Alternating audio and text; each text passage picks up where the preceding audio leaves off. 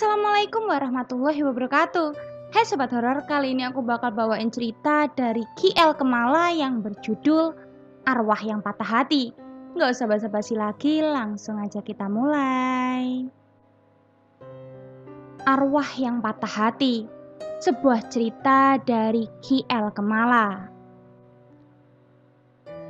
Jika orang-orang meyakini aroma melati sebagai pertanda kedatangan makhluk halus, lain halnya dengan aku. Aku selalu benci jika tiba-tiba mencium aroma minyak kayu putih yang seharusnya disukai karena aromanya yang segar. Lain halnya, aroma ini menandakan kehadiran Ranti, seorang gadis baik yang kini terpisah dimensi denganku dengan cara yang tragis. Pertama kali aku berkenalan dengannya saat aku bekerja di sebuah restoran. Dia sebagai waitress sekaligus kasir, sementara aku sebagai staff kitchen. Perkenalan kami terasa singkat karena kami berdua sama-sama memiliki rasa. Obrolan kami pun berlanjut via video call setelah pulang kerja. "Mas, Kak Putri itu kelihatannya naksir sama kamu," ujar salah satu rekan kerjaku. "Wajar dong, aku gitu loh," seruku. Di seberang sana, Ranti memasang wajah cemberut, tapi masih lucu menurutku. Intinya dia memang belum menerima pernyataan cintaku, tapi dia tidak suka kalau aku dekat-dekat dengan waitress-waitress yang lain. Ranti ternyata pernah berhubungan dengan Budi, kapten restoran kami. Namun hubungannya kandas di tengah jalan karena Budi memilih menikah dengan wanita lain, lalu mencampakkan Ranti begitu saja. Dari gosip rekan-rekan yang lain, aku baru tahu bahwa Budi masih tidak bisa melepas Ranti begitu saja. Namun aku belum sadar kejadian apa yang akan menimpaku, hingga akhirnya petaka itu datang. Tengah malam aku sedang video callan dengan Ranti. "Kamu jadi jalan sama Caca ya?" ujarnya dengan ekspresi masih terlihat kesal. Aku yang belum peka malah bercanda. "Nggak apa-apa, aku kan cuma jalan, nggak ada larangan toh." "Kau jangan bikin aku kesel ya, jangan coba-coba," hardiknya. Yang aku kagetkan suaranya berubah, dan kuperhatikan wajahnya juga berubah menyeramkan, seperti bukan wajah Ranti yang biasanya. Aku jelas ketakutan dan langsung saja aku matikan teleponku. Lalu dia tiba-tiba mengirimkan pesan dengan ketikan asal-asalan yang sama sekali tidak bisa aku pahami. Dan tak lama kemudian aku dikejutkan dengan munculnya panggilan video call dari Ranti lagi. Tanganku masih gemeter. Akhirnya aku lawan ketakutan tersebut dan aku kumpulkan keberanianku dengan mengangkat video call darinya. "Kamu jangan cari masalah denganku. Jangan!" Suaranya pelan tetapi dengan mata yang masih melotot kepadaku. Namun yang aku herankan dari backgroundnya, ya, dia tidak berada di kamarnya, tapi di depan pintu kamar yang sekilas ku ingat seperti rumah kosong yang berada persis di samping restoran kami. Rumah kosong yang setiap hari aku lewati sekaligus ku hindari karena kondisinya yang sangat menyeramkan. Sementara kamar yang aku maksud memang memiliki teras tersendiri dan akan terlihat dari luar. Entah bagaimana Ranti bisa masuk ke situ. Aku yang panik segera berlari ke kos-kosan Ranti yang memang tidak terjauh dari tempat itu. Setibanya di depan kosan, aku berteriak, "Ranti! Ran!" Hingga akhirnya keluarlah Lia, sesama rekan kerja kami yang juga kos di situ. "Ada apa, Bang?" "Ranti nggak ada di dalam, Li," tanyaku pada Lia. "Hah? Dia nggak kemana-mana kok," jawab Lia. "Lah, barusan dia video call aku, tapi tempatnya di depan kamar rumah kosong itu," jawabku. "Enggak kok, Bang, dia dari tadi nggak kemana-mana. Abang pulang aja," kata Lia. Dia masih terlihat santai namun aneh ketika berbicara. Aku pun langsung pulang dengan keadaan masih bingung. Keesokan harinya, restoran kemasukan satu rekan baru, namanya Ardi. Dia berasal dari Sumatera. Ardi yang lulusan pondok pesantren pun pelan-pelan mengungkapkan apa yang sebenarnya terjadi. Ranti tiap malam menangis tanpa sebab, selalu seperti itu, ujar Ardi membuka pembicaraan. Saat itu kami ditugaskan untuk jaga malam di area resto. Kok bisa gitu, Ar? Tanyaku penasaran. Sebenarnya sih aku gak bisa ceritain ini, Bang. Mereka jin-jin yang terlibat dalam hal ini akan marah kalau rahasianya dibongkar. Dan tanpa ku sebut namanya pun mereka tetap tahu kalau sedang ku ceritakan. Yang jelas ini tentang cinta segitiga dan dendam. Rati yang jadi korbannya. Ada orang jahat yang gak mau Ranti bahagia sehingga dia memasukkan arwah seorang wanita ke tubuh Ranti. Aku masih belum mengerti, Ar. Kemudian Ardi menunjukkan ke arah rumah kosong samping resto. Beberapa tahun lalu ada seorang wanita muda yang sedang patah hati. Dia tinggal di situ, Bang, dan dia sedang dalam keadaan yang tidak baik. Hingga akhirnya menabrakkan diri di tengah jalan depan resto ini. Ada seseorang yang memaksa arwah wanita itu masuk ke tubuh Ranti untuk membuatnya menderita. Lalu ia mengeluarkan ponselnya, membuka aplikasi Facebook dan memasukkan satu username di pencarian. Lihat foto profilnya, Bang, katanya. Aku kaget, wajah gadis itu sama persis saat Ranti sedang marah malam itu. Apapun yang terjadi nanti kita harus siap, karena mereka semua sudah tahu bahwa Abang tahu rahasia ini. Ardi juga menjelaskan bahwa dari 15 staff kitchen, beberapa di antaranya memelihara jin. Selama ini memang tidak aku sangka karena kami semua diwajibkan untuk menggunakan busana muslim. Ternyata cover memang telah menipu segalanya. Dan teror pun dimulai. Teror ini dimulai dari Lia. Beberapa kali dia checking di section gorengan, entah bagaimana minyak yang mendidih di atas wajan tiba-tiba melompat begitu saja ke arahnya seperti ada seseorang yang telah menyiramnya. Lia pun tidak bisa menghindari musibah itu. Kakinya terkena minyak dan sepatunya melepuh. Randy, karyawan di pemrosesan daging, lebih parah bahkan nyaris tewas saat panci presto bertekanan tinggi yang sedang ia pakai tiba-tiba meledak dan tutupnya mengenai wajahnya. Sampai sebagian giginya hancur dan tulang hidungnya patah. Pecahan baja presto sebagian menembus badannya.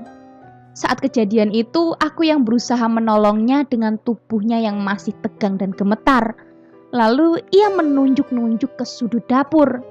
Pandi, rekanku di bagian saute ini, terkena bagian selang gas yang terlepas hingga menimbulkan kobaran api yang menyambar badannya. Ia menderita luka bakar 60% sampai ia harus merangkak untuk keluar dari dapur. Karena kondisi dapur saat itu penuh dengan api. Untungnya tabung gas memang disetting di luar sehingga kejadian itu tidak menimbulkan ledakan. Aku mulai membaca situasi, mencari tahu siapakah pelaku berdasarkan satu persatu kejadian. Saat itu suasana dapur sedang santai. Fanny, staf minuman saat itu sedang bercanda dengan Brata, staf pastry. Dan aku perhatikan akhir-akhir ini Fanny sangat dekat dengan Brata. Aku pun sangat heran karena sebelumnya gadis itu sangat susah didekati. Dan yang aku herankan, saat memikirkan ini Brata melirik ke arahku dengan pandangan yang tidak enak. Lia yang masih terus melihat keadaan tiba-tiba menarikku keluar dapur menuju belakang. Cukup! Ada apa, Li? Jangan cari gara-gara sama Brata. Lah, dia kenapa? Kalau kamu mau tahu, datang nanti malam ke rumah kosan. Kosongkan pikiranmu. Jangan melihat apa-apa yang tidak perlu sampai nanti malam. Kita dalam bahaya. Aku pun cuma mengangguk. Malamnya aku datang ke rumah kosan. Lia sudah menungguku di ruang tamu. Berjanjilah untuk tidak membayangkan satu wajah pun atau satu nama pun selama aku bercerita tentang ini, kata Lia. Aku pun mengiyakan. Aku hanya bisa menceritakan ini melalui via WhatsApp, walaupun kamu sedang ada di depanku.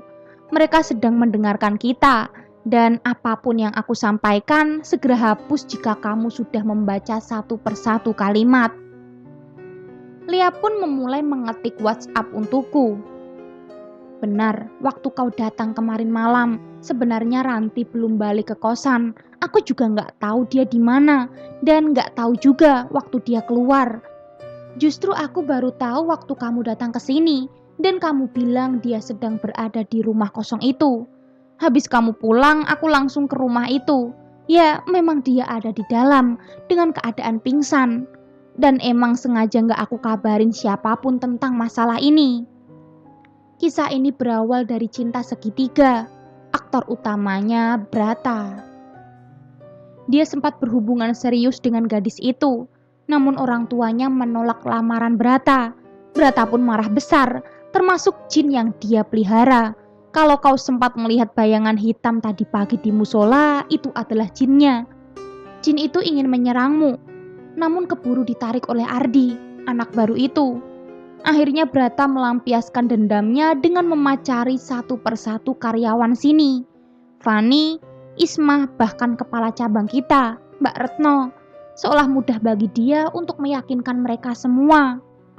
Untuk Ismi, dia juga punya peliharaan jin dan bisa juga membaca isi pikiran orang. Tapi Brata juga tidak kalah. Dia mampu menutup akses bagi Ismi untuk membaca pikirannya, supaya semua kebohongan dan kejahatannya tertutupi. Soal Ranti, itu ulah Budi. Seperti yang Ardi ceritakan, Budi memasukkan arwah gadis di rumah tua itu ke dalam badan Ranti, supaya dia pasif ke semua pria termasuk kamu. Aku sudah berusaha membantu, tapi ternyata ada raja jin di gudang itu yang menghalangiku, karena arwah gadis tersebut milik dia, dan suatu saat Ranti juga akan dibawanya. Aku menahan geram, tapi Lia buru-buru mencubit tanganku agar aku tidak memikirkan apapun. Lalu dia melanjutkan lagi. Ardi, sebenarnya dia sudah membantu kita, tapi dia tiap malam juga diserang, tidak cuma di restoran, bahkan juga di kosannya. Lalu dia berniat pulang. Kawan-kawanmu satu persatu juga hampir mati kan? Itu adalah peringatan bagimu.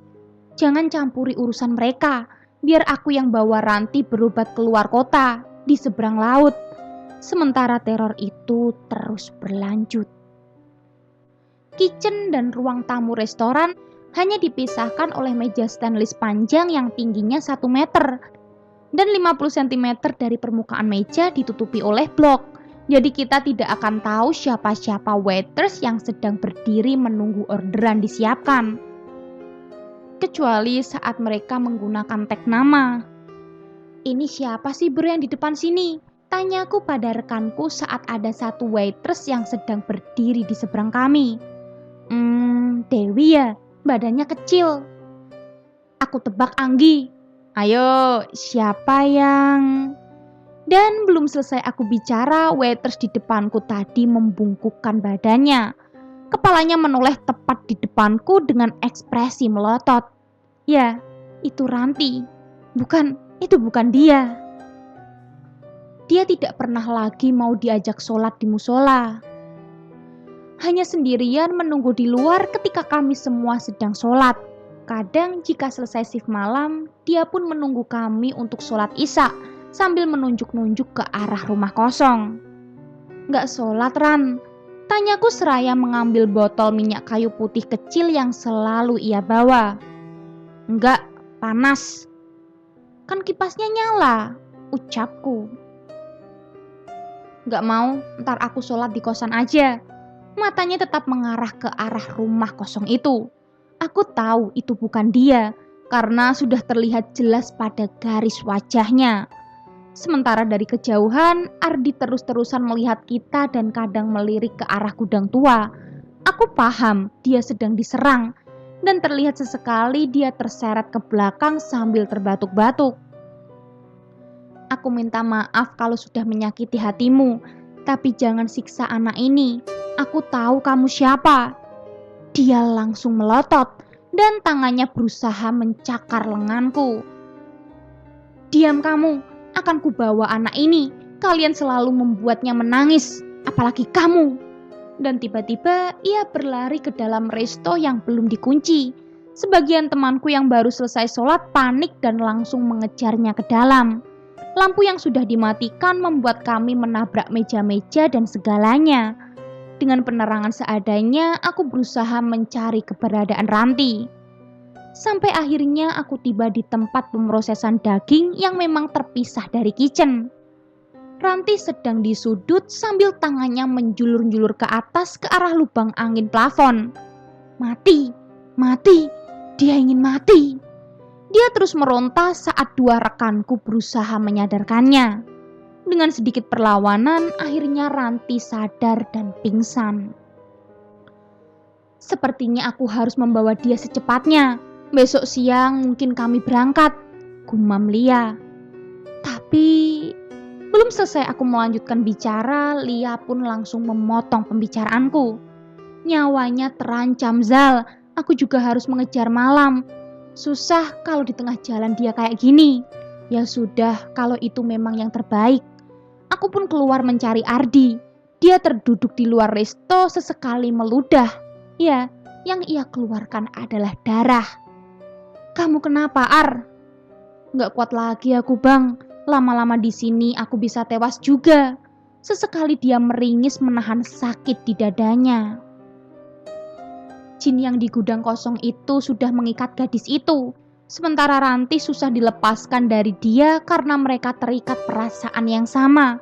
Patah hati. Besok aku pulang ya, Bang. Maaf. Aku merasa bingung dengan keadaan ini. Namun belum beberapa langkah berjalan, Ardi tiba-tiba tumbang. Ardi, tolong, tolong. Aku berusaha membangunkan Ardi yang tidak bergerak. Lehernya terlihat jelas membiru. Lalu beberapa rekanku berlarian menghampiri kami.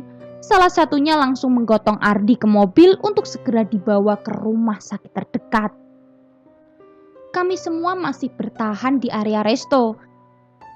Sampai beberapa menit kemudian muncullah notifikasi di grup WhatsApp karyawan. Ardi tidak terselamatkan.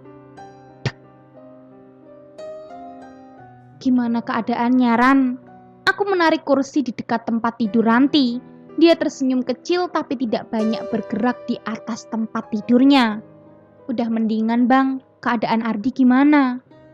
Dia udah diurus manajer sama staf lain. Tangis Ranti pun pecah. Aku pun tak bisa menahannya. Aku tahu dia selalu bisa mengandalkan Ardi saat kesulitan. Mereka sudah seperti saudara. Aku tahu, Bang, ini salahku yang terlalu dalam mengingat dendam. Tapi kenapa harus kalian yang menderita? Maafin aku, Bang. Maafin. Dia terus menangis sambil setengah memelukku. Sedangkan aku hanya diam karena aku pun bingung dan ini benar-benar di luar kendaliku. Lalu ia kembali mengoleskan sedikit minyak kayu putih di hidungnya. Mungkin cuma itu cara ia mengurangi beban. Aku harus mengakhiri semua. Gumamnya pelan. Aku yang nyaris tak mendengarnya langsung melotot. Ngomong apa kamu? Jangan gitulah, Ran. Maaf, Bang. Aku tidak bisa menerima kamu menjadi pasanganku. Karena aku tahu Budi akan menyerangmu. Pasti manusia itu benar-benar posesif. Udahlah, aku nggak apa-apa. Aku berjanji akan menyelesaikan ini semua, Bang, kata Ranti. Jam 10 pagi. Mobil sewaan itu datang. Ranti yang sudah bersiap dari tadi masih mengobrol dengan Lia di teras kosan. Namun dari ekspresi dan garis wajahnya, aku yakin itu bukan dia. Apa yang kamu mau dari dia? Tanyaku. Mati. Dia gak punya salah apapun sama kamu. Ngerti gak? Ucapku. Dia udah gak punya semangat hidup. Biar ku bawa dia saja.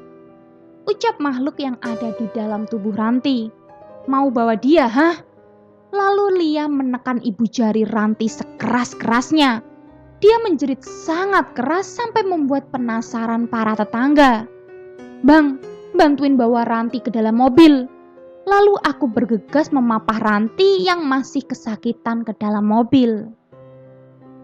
"Begitu sempat nanti ku kabari bang," ucap Lia. "Iya, hati-hati ya Li, tolong jaga dia," ucapku. Deru mesin mobil seiring debu jalanan melepas keberangkatan mereka. Sudah berjam-jam aku tak tidur siang. Berkali-kali aku melirik jam di dinding. Seharusnya mereka sudah sampai, paling tidak mengabarkan sudah di mana. Bosan menunggu, akhirnya aku menyalakan televisi. Dan aku pun mendengar satu kabar yang sangat mengejutkan. Telah terjadi kecelakaan di tikungan tajam tepi 3. Satu truk besar dari arah selatan telah kehilangan kendali. Remnya blong sehingga menerobos jalur yang berlawanan. Satu minibus yang mengarah ke pelabuhan tidak bisa menghindar lalu berbanting setir ke arah kiri. Namun besi penyangga jalan tidak kuat menahan beban tabrakan mobil, sehingga mobil itu pun jatuh ke jurang. Aku pun sangat kaget setelah mendengar berita itu. Dan gelap, semuanya gelap. Sejenak aku terngiang ucapan Budi setelah ku singgung soal Ranti. Kalau aku gak bisa bersama dia, berarti gak boleh ada satupun lelaki yang bersama dia. Selesai. Gimana Sobat Horor? Seru kan ceritanya? Kalau gitu tunggu cerita-cerita menarik lainnya dan jangan lupa nyalakan lonceng notifikasinya. Bye!